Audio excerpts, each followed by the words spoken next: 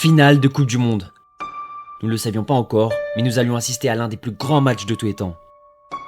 Et l'espoir, peut-être. Et l'espoir, peut-être. Kylian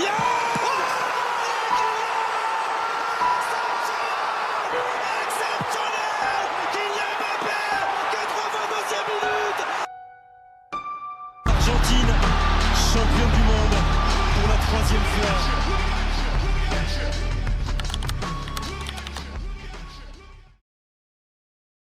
Aujourd'hui, nous allons redécouvrir le parcours des Bleus lors de la Coupe du Monde 2022 au Qatar. Même si la fin n'est pas celle qu'on espérait, la compétition de Français reste quand même très belle. Allez, c'est parti! Le 9 novembre 2022, Didier Deschamps dévoile en direct sur TF1 la liste des 25 joueurs retenus pour le mondial au Qatar. Marcus Thuram sera appelé dans la liste quelques jours plus tard. Malheureusement, les blessures n'ont pas épargné nos Bleus, car déjà Paul Pogba et N'Golo Kanté, grand artisan du triomphe en 2018, étaient forfaits pour la compétition. Mais en plus de ça, Christopher Nkunku et Preston Kimpembe se blessent et doivent déclarer forfait. Ils sont du coup remplacés par Alex Disasi et Randal Kolo Muani. Mais ce n'est pas tout, car la veille du début de la compétition, Karim Benzema, le ballon d'or, doit lui aussi déclarer forfait suite à une blessure à la cuisse. Et malheureusement, Deschamps ne peut pas le remplacer. Après toutes ces péripéties, les champions du monde en titre sont prêts à rentrer dans la compétition. On est le 22 novembre 2022, il est 20h au stade El Ranoub et la France, comme en 2018, affronte l'Australie pour son premier match. Aucune grosse surprise dans la composition d'équipe, Didier Deschamps fait confiance en son 4-2-3-1. On est clairement favori dans cette rencontre et pourtant c'est l'Australie qui ouvre le score dès la 9e minute. Mais le plus grave, ce n'est pas le but, mais la blessure de Lucas Hernandez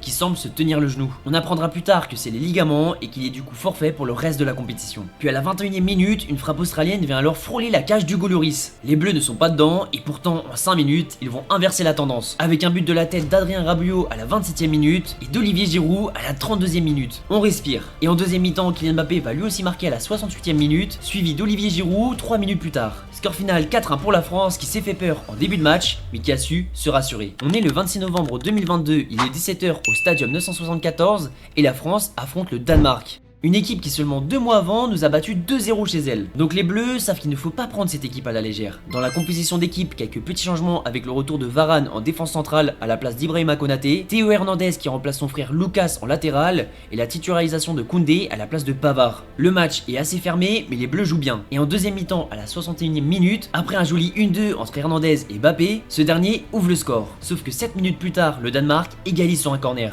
Les deux équipes ont des occasions. In from Hernandez. Oh! Dolberg puts it in there. Et c'est à la 86e minute que Mbappé délivre la France en marquant du zizi. Tout simplement. La France s'impose donc 2-1 et s'assure la première place du groupe. On est le 30 novembre 2022, il est 16h au Educacio City Stadium et la France affronte la Tunisie. Déjà qualifié et sûr d'être premier, Deschamps décide de faire tourner dans la composition d'équipe. Donc pas mal de changements, ce qui se ressent sur le terrain. La Tunisie, elle joue son match à fond et elle est récompensée à la 58e minute grâce à un raid en solitaire de Kazri qui vient ouvrir le score. Avec la rentrée de Mbappé, la France accélère et pousse pour égaliser et à la 98e minute, Griezmann trouve la faille et égalise pour la France. Fin du match et défaite pour l'équipe de France. Oui, on ne comprend rien, car en fait le but de Griezmann est refusé pour un hors-jeu très contestable. Mais tout ça, ça s'est fait une fois que le direct avait été arrêté, car tout le monde pensait que c'était la fin du match avec le but de Griezmann. Mais pas du tout, car l'arbitre a été appelé par la VAR et a décidé de siffler hors-jeu. Très bizarre comme situation, mais bon, heureusement ça n'a pas énormément de conséquences, car la France reste première de son groupe et qualifie pour les 8e de finale. On est le 4 décembre 2022, il est 16h au Al Toumama Stadium et la France affronte la Pologne en 8e de finale de Coupe du Monde. Pour ce match, Didier Deschamps remet sa composition gagnante. La Pologne tient bon et est même à 2 doigts d'ouvrir le score, mais grâce à un super arrêt de Lloris et un sauvetage sur la ligne de Varane, le score reste à 0-0. Juste avant la mi-temps, Giroud réussit à trouver la faille et permet aux Bleus de passer devant. C'est le 52e but de Giroud en équipe de France, ce qui fait de lui le meilleur buteur de la sélection en dépassant la légende Thierry Henry.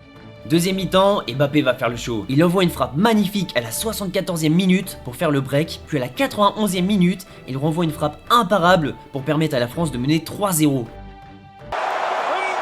En toute fin de match, à la 99e minute, Lewandowski marque sur penalty pour la Pologne pour réduire le score, mais c'est sans conséquence car les Bleus remportent ce match et se qualifient pour les quarts de finale. On est le 10 décembre 2022, il est 20h au El Bayid Stadium et la France affronte l'Angleterre en quart de finale de Coupe du Monde. Deschamps garde toujours la même compo. En face, l'Angleterre fait partie des favoris, avec des Harry Kane, Jude Bellingham, Phil Foden. Et pourtant, c'est la France qui ouvre le score avec une superbe frappe de Tchouaméni dès la 17e minute.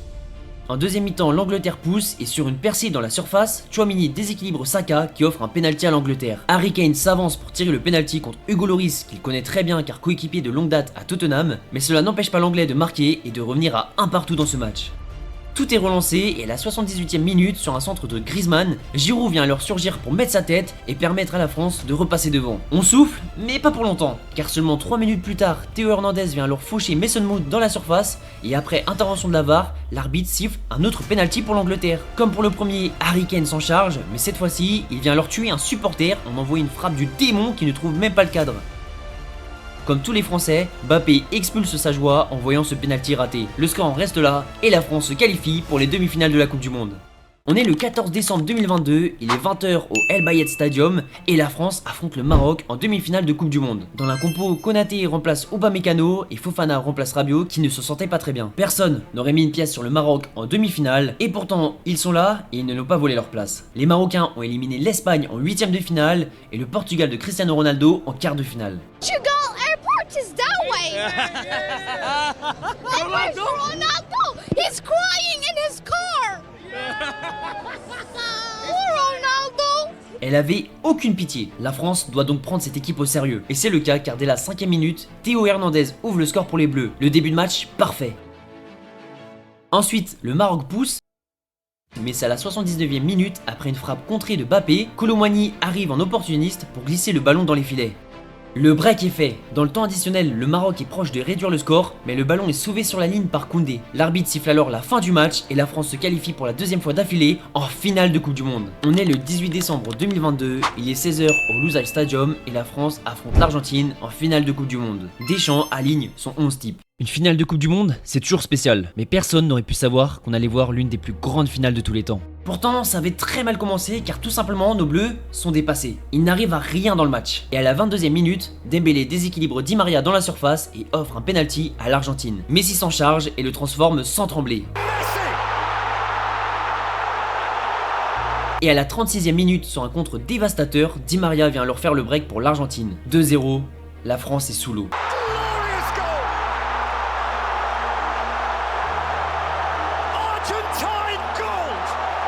Deschamps décide alors, avant même la mi-temps, de procéder à des changements en sortant Giroud et Dembélé pour Thuram et Kolo Muani. Le temps file et les Bleus n'y arrivent toujours pas. Jusqu'au déclic à la 78e minute où Kolo Muani récupère un ballon et se fait déséquilibrer dans la surface par Otamendi. Mbappé prend alors ses responsabilités pour tirer le penalty. Et l'espoir, peut-être. Et l'espoir, peut-être. Je vous laisse apprécier peut-être l'un des plus grands moments du football français en intégralité avec les commentaires de Grégoire Margoton et Bichente Lizarazu. 80e minute et l'espoir peut-être. Et l'espoir peut-être avec Kylian Mbappé. 80e minute, la France est à un petit bout d'aller arracher une prolongation et c'est tout le banc qui s'est levé comme un seul homme pour enchaîner tout de suite maintenant. Allez Kingsley, voilà, il est récupéré, il n'y a pas de faute sur Léo Messi et Kolo Muani est parti devant lui. Kingsley Coman avec Rabiot. Tête de Kylian Mbappé. Allez Kylian.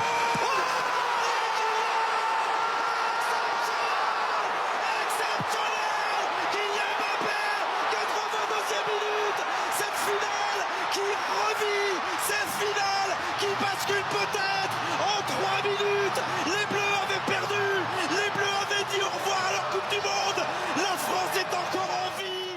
Kylian Mbappé. En 2 minutes, le Français relance complètement le match en égalisant à 2 partout. Tout simplement phénoménal. Les frissons. L'Argentine est sonnée et pourtant dans le temps additionnel, Messi déclenche une frappe qui est magnifiquement détournée en corner par Lloris. Prolongation dans ce match exceptionnel. L'Argentine pousse fort dans cette prolongation et réussit à trouver la faille à la 108e minute grâce à une frappe de Messi qui était pourtant à quelques centimètres de se faire stopper sur la ligne par Upamecano. La France est menée, mais sur une frappe de Mbappé à la 116e minute, le ballon est détourné de la main par un joueur argentin, ce qui donne un penalty pour la France. Mbappé porte encore ses énormes couilles et vient transformer le penalty pour égaliser.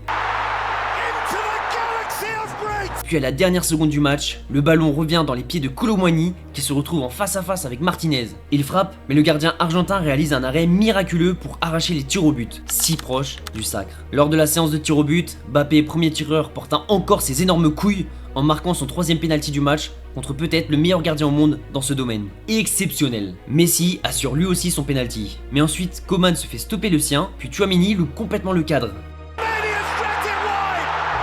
Kolo Muani vient assurer avec une grosse frappe en force, mais du côté argentin, aucun ne s'est loupé. Et c'est au tour de Montiel de tirer, et l'Argentin ne va pas trembler. L'Argentine est donc sacrée championne du monde.